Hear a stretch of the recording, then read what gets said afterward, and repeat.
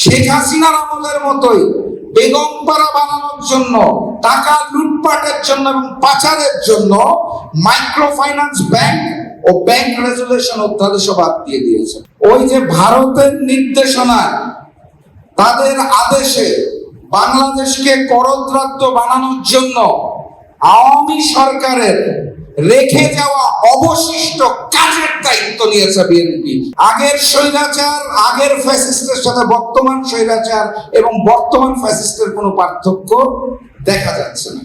জীবন অবাক না করলে কে করবে? 28% মিল্ক ফ্যাটের অবাক করার সাথে ফ্রেশ মিল্ক পাউডার। জীবন অবাক করুক প্রতিদিন। আমি মনে করি গণভোটে 70% মানুষ যেই রায় দিয়েছে সংস্কারের পক্ষে, সেই প্রায় 70% মানুষের সাথে বিএনপি সরকার চূড়ান্তভাবে বেইমানি করেছে এবং এটার ফলাফল তাদের সামনে দিতে হবে, এটা আমি বিশ্বাস করি। সম্মানিত উপস্থিতি, একটা সরকারের স্বৈরাচার হওয়ার জন্য এবং ফ্যাসিস্ট হওয়ার জন্য যে সকল চরিত্র প্রয়োজন হয়, সকল চরিত্র বিএনপি গত কিছুদিনের মধ্যে দেখিয়ে দিয়েছে। অধ্যাদেশ বাতিলের কথা আপনারা জানেন, শিশির মনির ভাই অত্যন্ত সুন্দরভাবে বলেছে। আমি ওটা নিয়ে বিস্তারিত আলোচনা করব না, সময়ের সংক্ষেপ। আমি শুধু বলতে চাই, কেন আমি বললাম যে একটা সরকারের স্বৈরাচার এবং ফ্যাসিস্ট হওয়ার জন্য যা যা প্রয়োজন সব তারা করে ফেলেছে। খুব সংক্ষেপে, তারা গণভোট অধ্যাদেশ সংস্কার চায় না বলে বাদ দিয়ে দিয়েছে। তারা আবারও আয়না ঘরের জন্ম দিতে চায় বলে মানবাধিকার কমিশন অধ্যাদেশ বাদ দিয়ে দিয়েছে। তারা গুমের সংস্কৃতিতে ফিরে যেতে চায় বলে গুম প্রতিরোধ ও প্রতিকার অধ্যাদেশ বাদ দিয়ে দিয়েছে। তারা পুলিশকে বিরোধী দল দমনে কাজে লাগাতে চায় বলে পুলিশ কমিশন অধ্যাদেশ বাদ দিয়ে দিয়েছে। তারা নিজেরা ওই বিগত ফ্যাসিস্টের মতো দুর্নীতি করতে চায় বলে দুর্নীতি দমন কমিশন অধ্যাদেশ বাদ দিয়ে দিয়েছে।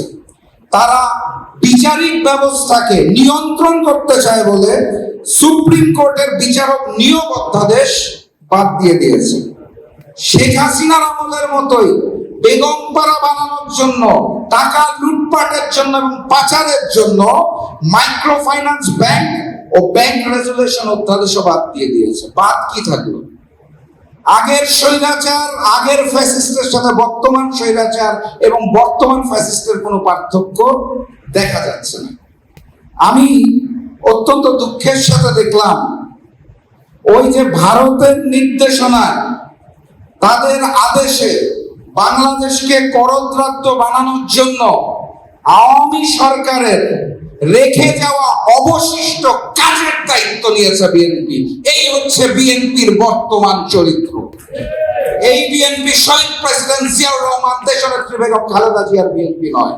এইটা ভারতের কাছে বিক্রি হয়ে যাওয়া আওয়ামী লীগের রেখে যাওয়া অবশিষ্ট কাজ শেষ করার জন্য নতুন নব্য ফ্যাসিস্ট এবং জালেম বিএনপি। জীবন অবাক না করলে কে করবে? 28% মিল্ক ফ্যাটের অবাক করার সাথে ফ্রেশ মিল্ক পাউডার। জীবন অবাক করুক প্রতিদিন।